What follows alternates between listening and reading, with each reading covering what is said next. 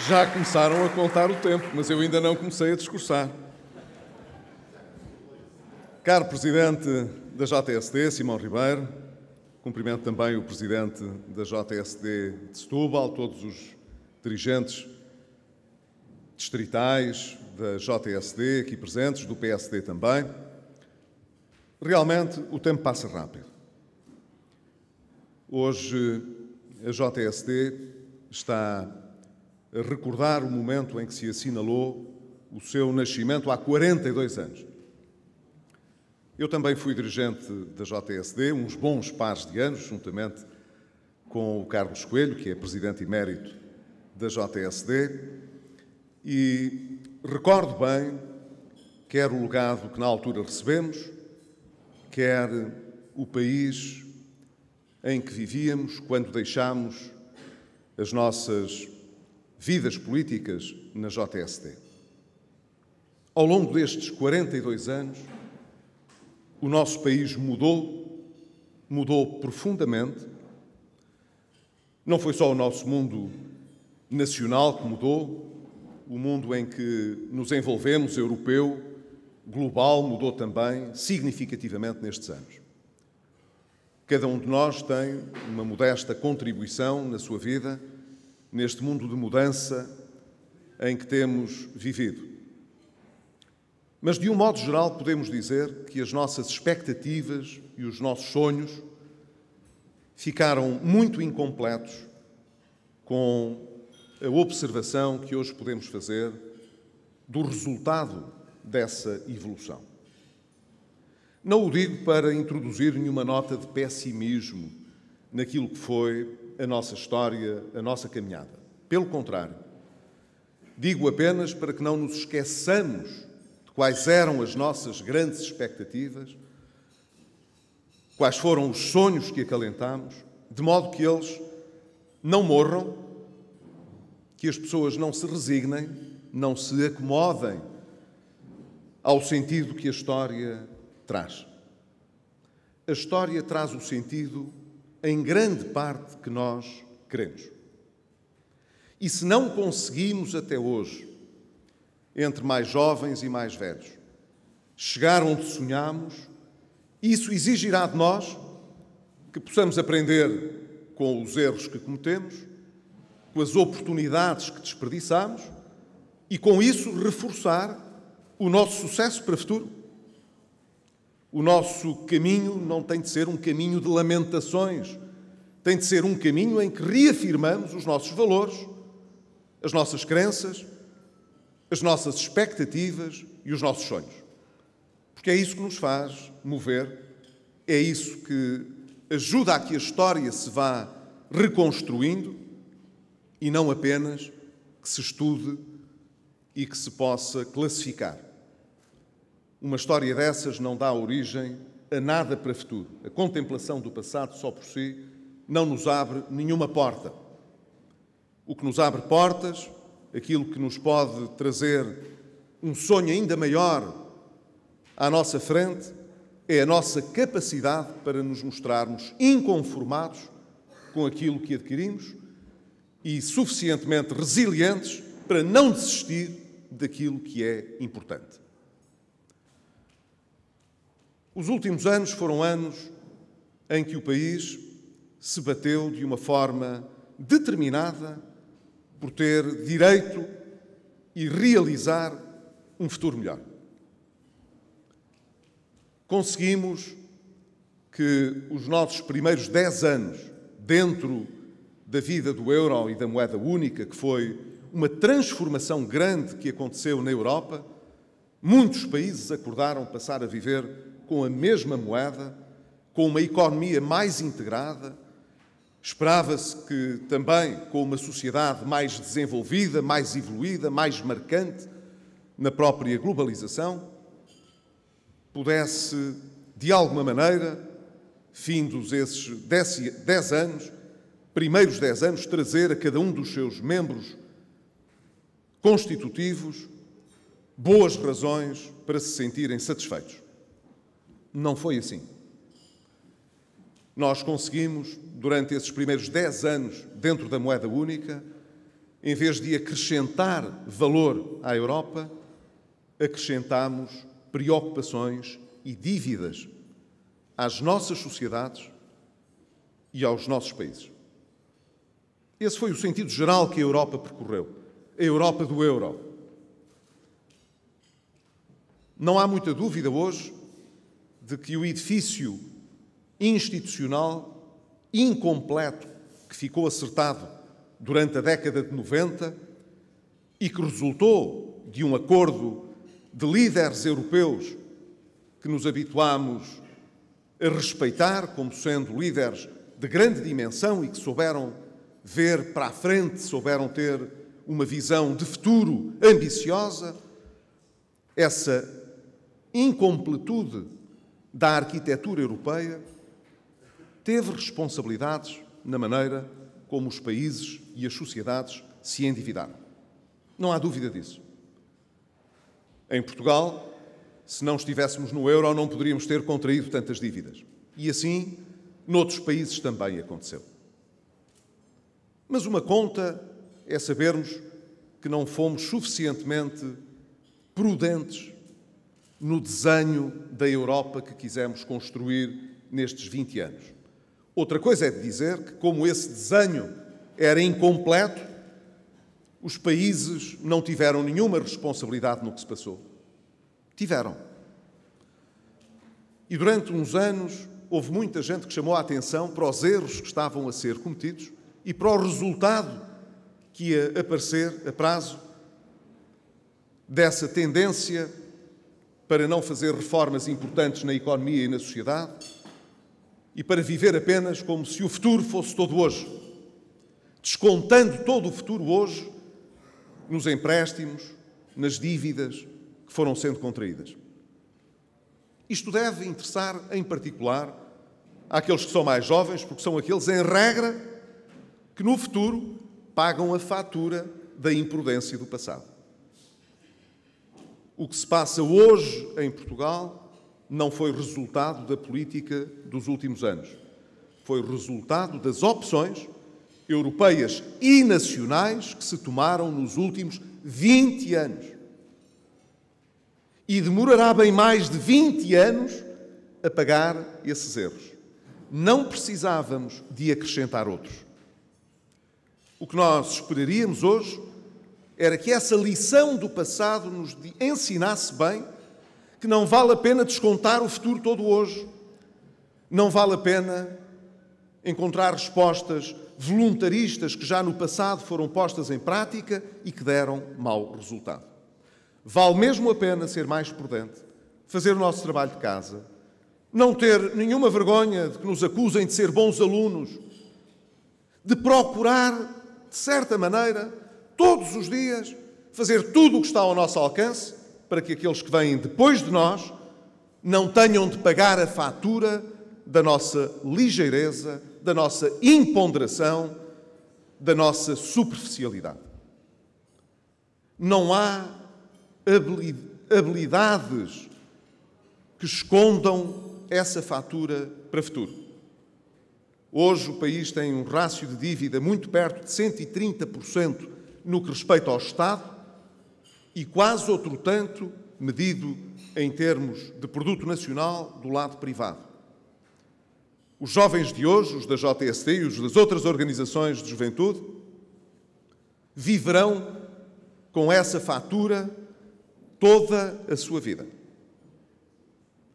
Era bom que àqueles que virão depois de vós não fosse oferecido o mesmo cenário. E isso está nas vossas mãos e nas nossas mãos evitar. Quando saímos, em 2014, do processo de ajustamento que, de certa maneira, resultou da política irresponsável de muitos anos, nós tínhamos, em Portugal, um caso de sucesso para o futuro, embora com uma probabilidade não muito elevada.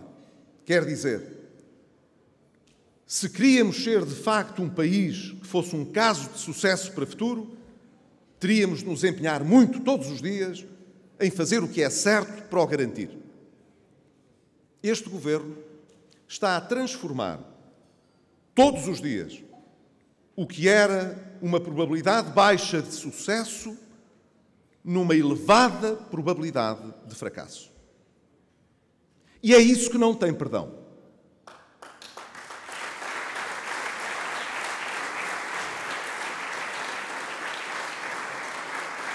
Quando alguém nos diz salvar a minha associação, salvar a minha empresa, pôr a salvo a minha família, encontrar um futuro que possa ser diferente para os nossos filhos, para os nossos netos, para nós próprios.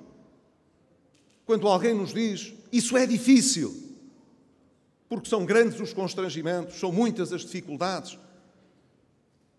nós não baixamos os braços, não dizemos, pronto, se é muito difícil, não há futuro. Nós fazemos, como se costuma dizer, das tripas coração, viramos tudo do avesso, se for necessário, para lutar, nem que seja por uma pequenina probabilidade de ser bem-sucedido. Mas, como se costuma dizer, nós precisamos de acreditar em tudo o que está ao nosso alcance para marcar a nossa vontade de transformar as coisas. Enquanto há esperança, lutaremos por ela. Mas o que se está a passar hoje é que temos um conjunto de forças políticas que tomaram conta do governo e que todos os dias ajudam a tornar essa esperança mais pequenina, se não mesmo a matá-la. Seja na situação que se vive nos bancos, seja com a situação que se vive na economia, seja na situação que se vive nas principais políticas públicas, e elas são importantes, na saúde, na educação, em todo o mundo da solidariedade, do apoio social, cada vez que este governo avança mais um dia, mais uma semana, mais um mês, nós nos encaminhamos mais um dia, mais uma semana e mais um mês para aquilo que está no nosso passado. As dívidas voltaram a crescer, a luta dentro do Estado por disfarçar a situação voltou a ser a prática corrente. Vivemos um período de austeridade encapotada. Toda a gente sabe na administração que não há dinheiro. É por isso que há dívidas e não se contraem as responsabilidades que eram exigíveis. Se calhar até a uma velocidade maior, porque quando o governo diz acabou a austeridade, as pessoas entendem que é assim, a começar nas pessoas da administração, e por isso não percebem. Porque é que há dívidas às associações juvenis? Porque é que há dívidas às associações de estudantes? Porque é que há dívidas aos fornecedores da saúde? Porque é que há dívidas em todo lado se há dinheiro e acabou a austeridade? Porque é que não pagam? Porque é que não pagam a horas? Não pagam a horas porque não têm dinheiro. E porque é que não têm dinheiro? Porque não quiseram ser prudentes. Nós dissemos isso. Um país que sai de uma situação difícil não passa para uma situação de festa e de folga de um dia para o outro. É preciso ser prudente. Este governo, no entanto, comporta-se como se houvesse uma perspectiva eleitoral a cada 6 meses. Andam em festa eleitoral para fazer crer às pessoas de que as coisas vão melhor do que vão. Não sei qual é a avaliação que se fará dentro desses partidos. Confesso, não me dou muito a esse exercício. Vejo apenas aquilo que eles dizem. E a avaliar por aquilo que eles dizem, o nível de consciência da situação que o país vive é zero. Se essa consciência existisse, a prática dos partidos, da maioria e do governo não podia ser aquela que é. O Simão chamou a atenção, e bem, para as incongruências entre aqueles que no passado recente, com outro governo, do lado do PS, do PCP, do Bloco de Esquerda, não perdiam um dia qualquer oportunidade para chamar a atenção para as dificuldades. Eram todos aqueles que perdiam os apoios sociais. São cada vez mais. Aqueles que não viam uma possibilidade de aceder a um emprego. A coisa está cada vez mais difícil, porque a destruição de emprego está em curso. Nós tivemos recuperação de emprego. Agora não estou a falar do desemprego, porque, como sabem, o desemprego envolve pessoas que depois passam para a inatividade, outras que se aposentam e por aí fora. Outras até que procuram outras economias e que imigram para encontrar oportunidades. Esse estado acentuou-se nos últimos meses. Evidentemente, não há nenhuma coerência. Mas isso a nós não nos dá nenhuma satisfação, porque nós sabemos que as coisas demoram o seu tempo a ganhar uma feição mais otimista. Mas não é possível criar uma esperança no país quando destruímos os fundamentos do crescimento, da confiança e da credibilidade que pode atrair o investimento, que pode atrair o mérito, que pode atrair a iniciativa daqueles que não deixam cair os braços e que querem sempre fazer melhor pela sua família, pela sua empresa e pelo seu país.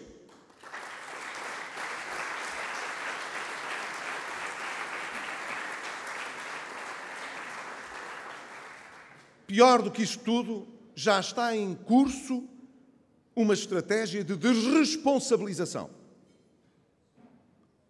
Ainda males maiores não ocorreram e já na maioria e no governo se estão a encontrar desculpas. Agora, as desculpas são o anterior governo, que afinal deixou isto tudo num caos, nos bancos, na economia. Afinal, não bastava ao PS ir para o governo. O PS tinha dito que desde que fosse para o governo a economia ia crescer mais. E se ia criar mais emprego. Porquê? Porque eles tinham uma estratégia diferente. Mas afinal, como a economia está pior do que há um ano, e vai ficar ainda mais, como o emprego está pior do que estava, afinal não bastou mudar o PS, as coisas tinham de estar pior. Esta é a primeira desculpa de mau pagador. Já se viu, de resto, a propósito do Banif. A culpa é de toda a gente, menos do governo, que teve o primeiro-ministro a comunicar ao país o que é que ia fazer com o Banif. Esses não têm nenhuma responsabilidade.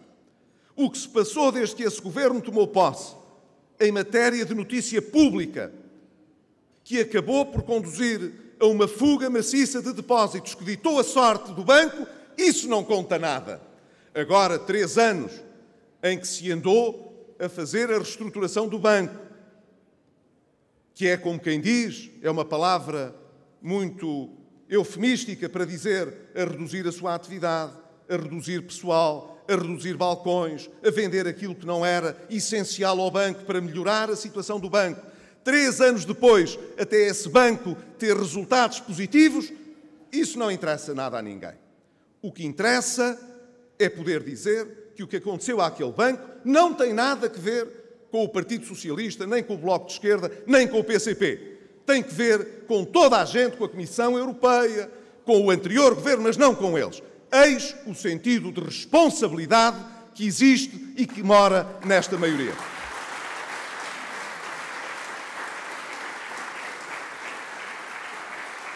A segunda tentativa de desresponsabilização é apontar baterias à Europa. A culpa é da Europa. É da Comissão Europeia. É do neoliberalismo, ou ultraliberalismo, ou qualquer outra coisa europeu. Já se chamou a atenção. A maior parte dos países europeus hoje tem governos socialistas. O presidente do Eurogrupo, que diz que só não haverá sanções se o governo português tomar medidas e assegurar para o futuro uma trajetória diferente, é socialista. O comissário europeu do semestre europeu, que trata, portanto, destes assuntos das sanções, é socialista. Esta matéria foi discutida num Eurogrupo e numa reunião com ministros das Finanças europeus. Nenhum defendeu Portugal. E estavam lá uma maioria de socialistas. É caso para dizer ao nosso governo, se a culpa for da Europa, acreditando nas palavras socialistas, então a culpa é dos socialistas europeus.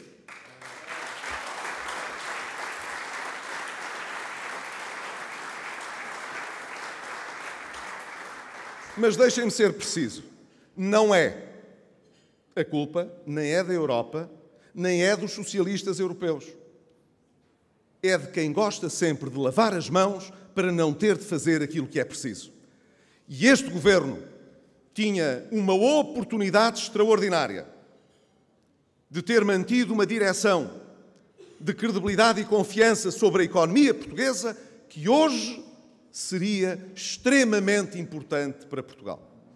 Imaginem só o que teria sido, nestes meses todos, em vez de fazer a resolução do Banif como fizeram, em vez de andarem numa conversa de recriminações sobre sanções na Europa, em vez de andarem a fazer a vontade ao Bloco de Esquerda e ao Partido Comunista Português a reverter as reformas estruturais que vinham de trás,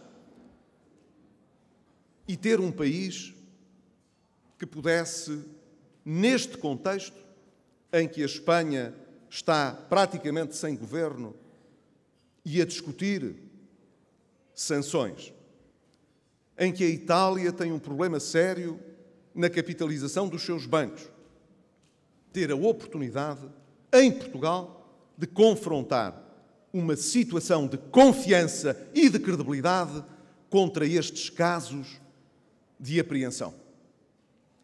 Teríamos a possibilidade, hoje, sem acusar ninguém, de dizer: nós somos de confiança, nós fazemos aquilo com que nos comprometemos, nós mantemos o nosso rumo e isso pode ser pagante para o crescimento da nossa economia, para a geração do emprego, mas, sobretudo, para o crescimento e para o emprego sustentável para o futuro.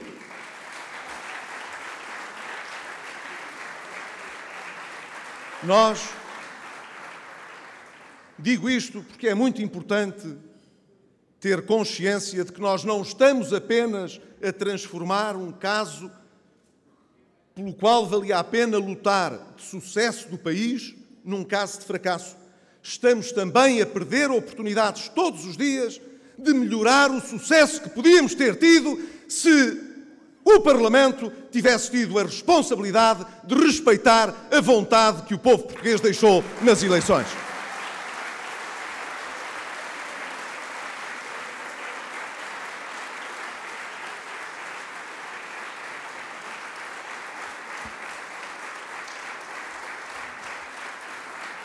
É caso para dizer, é mais sábio o povo do que alguns dos partidos que o representam. Não estou crente de que o Governo esteja a aprender a lição. Pelo contrário, cada vez mais me fica a convicção de que este caminho se vai intensificar. Este caminho que é um caminho de fracasso e de destruição da credibilidade e da confiança em Portugal. Enquanto não houve terceiro resgate na Grécia, o nosso Bloco de Esquerda ia sirizando. E cada vez mais a alma sirizista tomava conta do Bloco. Agora que o Siriza fez outro resgate, evidentemente já foi prescrito. Agora o Bloco já não quer ter nada a ver com o Siriza. Não sabemos qual será o novo farol europeu e mundial do Bloco. Ficamos à espera. Mas o germen bloquista tomou conta do PS. Não sei se com Siriza, se sem Siriza, não sei em qual das fases. Mas isso preocupa, porque a bloquização do Partido Socialista só nos pode deixar apreensivos para o futuro. Nós tivemos sempre, historicamente, as nossas divergências em relação ao Partido Socialista. Mas tivemos também, com o Partido Socialista, uma convergência importante, apesar de todas as diferenças, que garantiu que Portugal fizesse as revisões constitucionais que o haviam de habilitar a não parecer um país mais soviético, quando a União Soviética já tinha desaparecido na queda do Muro de Berlim. Abrimos as políticas públicas sociais, reconhecemos a importância da pessoa, da iniciativa privada para o sucesso económico, social e cultural do país. Essa convergência foi feita com esse Partido Socialista histórico. Mas esse Partido Socialista histórico está em mutação profunda. E a bloquização socialista está em curso. É por isso que eu acredito, quando António Costa diz que o governo tem uma maioria coesa. Eu acredito nisso. Porque todos os dias vejo este processo de bloquização do PS. Não sei o que pensam para o futuro, mas o que quer que venham a decidir a pensar no futuro não é, com certeza, em convergência com a representação que nós fazemos do que é um país moderno, aberto, tolerante e, sobretudo, competitivo, que ofereça às novas gerações um futuro muito diferente daquele que no passado se garantiu com a contração da dívida. Por isso, concluo recomendando que continuemos a não baixar os braços. E, desse ponto de vista, julgo que nenhum de nós se descaracterizou. Não ficámos presos ao passado, mas não abandonámos as nossas crenças, os nossos valores e os nossos princípios. Esses são os mesmos na JSD e no PSD. E isto o país sabe mais e tem mais presente do que o Partido Socialista possa imaginar. Viva a JSD, viva o PSD e viva Portugal!